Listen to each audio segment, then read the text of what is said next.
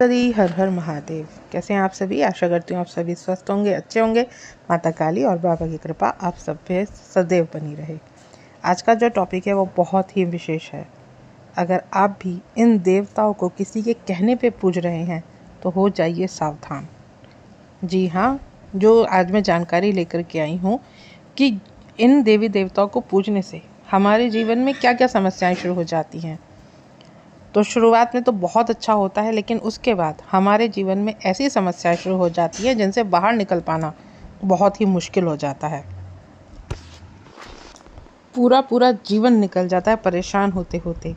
उसके बाद पीढ़ी दर पीढ़ी उनके घर से रोक जाता ही नहीं है और इस परेशानी से निकल पाना बहुत ही कठिन होता है। ऐसे कौन से देवी देवता हैं और उनकी पूजा किस प्रकार से करें कि लोग बाग परेशान ना हो, दुखी ना हो।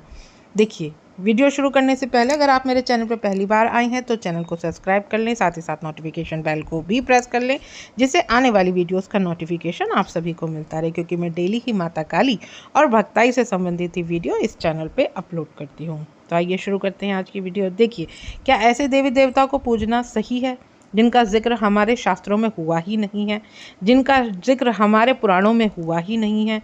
आजकल क्या चल रहा है, आप मान लीजिए किसी चौकी पर जाते हैं, किसी भी चौकी पर आप जाते हैं, तो अगर आप किसी भी परेशानी को लेकर के गए हैं और आपने अपनी दिक्कत, अपनी परेशानी उनको बताई है, तो जो चौकियों पे आजकल का जो हाल चल रहा है वो क्या करते हैं, वो आपको तामसिक उतारे बता देते हैं।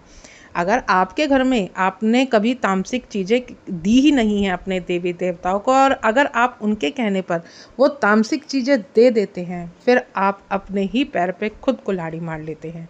आपके साथ आपको लगता है कि आप किसी भी समस्या को लेकर के गए और आपको वहाँ पे उतारे इस तरह के बता दिए गए, आपको भोग इस तरह के बता दिए गए कि आप इस शक्ति को ये भोग दो, इस शक्ति को ये भोग दो, आपके यहाँ से सारी चीज़ें, सारी दिक्कतें ख़त्म हो जाएंगी और आपके साथ जो भी दिक्कतें हैं वो सब यहीं ख़त्म हो जाएंगी और आपका जीवन बहुत आराम से कटेगा। लेकिन आप क्या सोचते हो कि हाँ, आपको भी परेशानी है, आप जाओगे। लेकिन अगर आपने कभी भी कोई तामसिक भोग नहीं दिया है और अगर आप उनके कहने पर कोई भी तामसिक उतारा अपने घर से देते हो, तो आप अपनी समस्या को घटाते नहीं हो, बल्कि अपनी समस्या को 4 गुना बढ़ा लेते हो सकता है कुछ दिन के लिए आपके घर में वो शांति आ जाए, वो जो समस्या है वो कम पड़ जाए, लेकिन वो कभी ख़त्म नहीं होगी। इस चीज़ का आप विशेष ध्यान रखिए।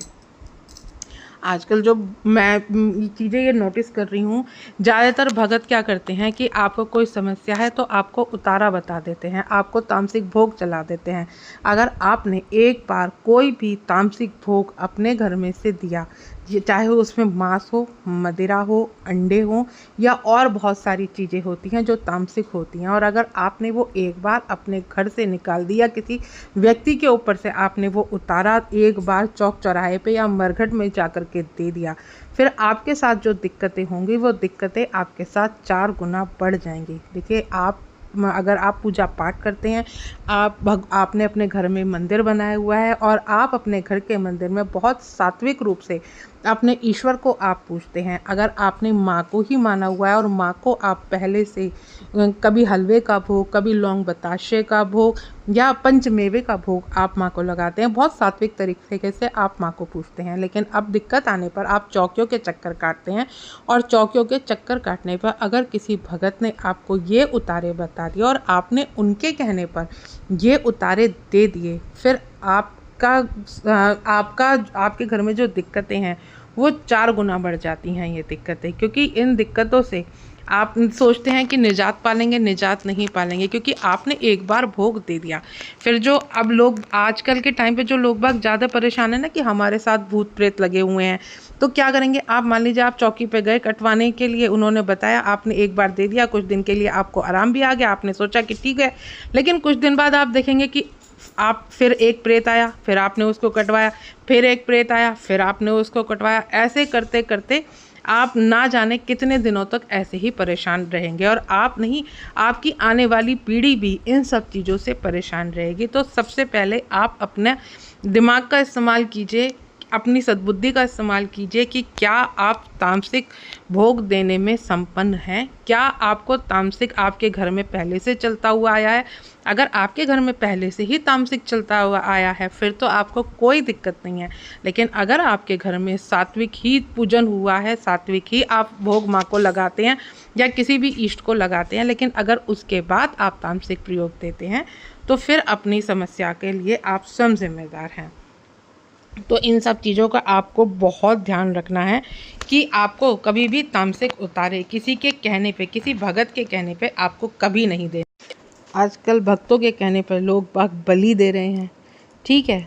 अब आपको ये नहीं पता कि वो इस समस्या से निकल ही नहीं पाओगे आप, और उस समस्या से निकल पाना आपके लिए असंभव हो जाएगा। क्योंकि देखिए कभी भी ना माँ इन चीज़ों को ग्रहण नहीं करती हैं। यदि आप तामसिक मार्ग पर चल रहे हैं और आप चाह रहे हैं कि उनके अंश इतने ताकतवर हो जाएं कि किसी का कोई भी कार्य कर सके, वो तामस के कारण आपका भोग प्रसाद, बहुत सारे भगत भी ये चीज़ें कर रहे हैं कि वो तामसिक भोग पर अपनी शक्तियों को चलाते हैं, तामसिक भोग अपनी शक्तियों को देते हैं। वो ये सोचते हैं कि अगर आपने तामसिक भोग दे दिया तो वो उनके अंश इतने ताकतवर हो जाएंगे किसी का भी कोई भी कार्य वो आराम से कर सके।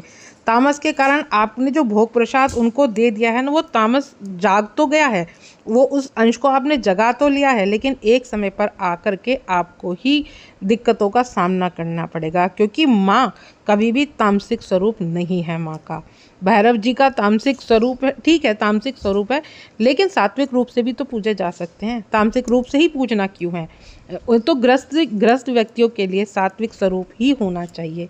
अभी भी आप सुनते हैं कि ना, आप सुनते होंगे कि देवता ने उल्टा कर दिया, देवता ने ये उल्टा कर दिया। मतलब क्या होता है? क्या आपको लगता है कि माँ कभी किसी का उल्टा कर सकती है? नहीं। जो भोग आप उन चीज़ों को दे रहे हैं ना, जो भोग आप उन शक्तियों को दे रहे हैं, शक्ति मीन्स कि ये नहीं कि आप माँ को वो भोग दे रहे हैं। जो माँ के साथ, आपको भी ये पता है कि बहुत सारी चीज़ें माँ के साथ चलती हैं, चाहे वो भैरव बाबा हों, उनके साथ भी बहुत सारी चीज़ें चलती हैं, चौक चौराहे वाली माँ हो, उनके साथ भी बहुत सारी चीज़ें हैं। लेकिन जब आप ये तामसिक भोग उनको देते हैं तो माँ नहीं लेती हैं, उनके साथ जो और चीज़ें होती हैं फिर वो लेती हैं। और अगर आपने उनको, आप मदिरा देते हो, आप उनको सिगरेट देते हो, तो माँ तो ग्रहण नहीं करेगी, लेकिन माँ के साथ जो चलते हैं, माँ का जो तामसिक शक्तियाँ हैं, क्योंकि माँ के साथ हर अंश चलता है, वो इन चीज़ों को ग्रहण करता है और आपको फिर दिक्कतों का सामना करना ही पड़ता है। आप भूल जाते हैं, आप ये सोचते हैं कि मैं अपनी शक्तियों को बहुत ज़्यादा प्रचंड कर लूँगा, बहुत ज़्यादा उग्र कर लूँगा, लेकिन आप ये भूल जाते हैं कि इससे शक्तियाँ, हो सकता है कि एक बार को आपका कार्य बहुत अच्छे से कर दें, आपको बहुत अच्छे से सहारा मिल जाए, लेकिन उसके बाद जब उलटवार होगा तो फिर आप कहीं के भी नहीं रहेंगे। यदि किसी बच्चे पर कोई संकट है, कोई परेशानी है, तो खुद भी माँ यदि हो तो वो समय आने पर इतने रूप धारण कर लेते कि सामने वाला हक्का बक्का रह जाता है, लेकिन अपने बच्चे पर आँच नहीं आने देती। लेकिन हम लोग क्या सोचते हैं कि हम सात्विक रूप से माँ को पूज रहे हैं तो हमारी शक्तियाँ इतनी प्रचंड नहीं होंगी। हमको तामसिक रूप से अगर पूजेंगे तो तामसिक रूप से माँ हमारे साथ ज़्यादा प्रचंड चलेगी, और आप ये भूल जाते हैं कि वो सर्वशक्तिमान है। ये उल्टा करने, जब आपके सामने माँ अगर आती है, मान लीजिए अब बहुत सारे लोग इस तरह की परेशानियों में हो रहे हैं कि तंत्र कर दिया, किसी ने उस देवी देवता को छोड़ दिया, किसी ने ये चीज़ें कर ली, तो वो होगा कब? जब आपके अंदर वो तामसिक अंश विद्यमान होंगे।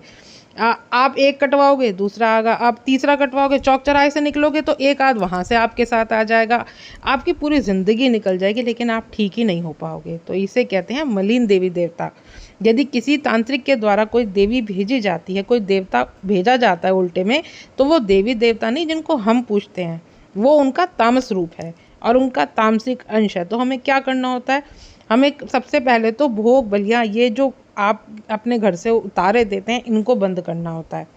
उससे सबसे पहले तो आपको यही कार्य करना है कि अगर आपको इन सब चीज़ों से छुटकारा करना चाहते हैं, बहुत सारे बच्चे के मेरे पास ऐसे मैसेज भी आते हैं कि हमारे साथ ये भोग चलवा दिए, लेकिन अब हम परेशान हैं। तो सबसे पहले आप इन चीज़ों को बंद कीजिए, और आपने जो भी देवी देवता अपने घर में आप मानते हैं उनको शुद्ध कीजिए।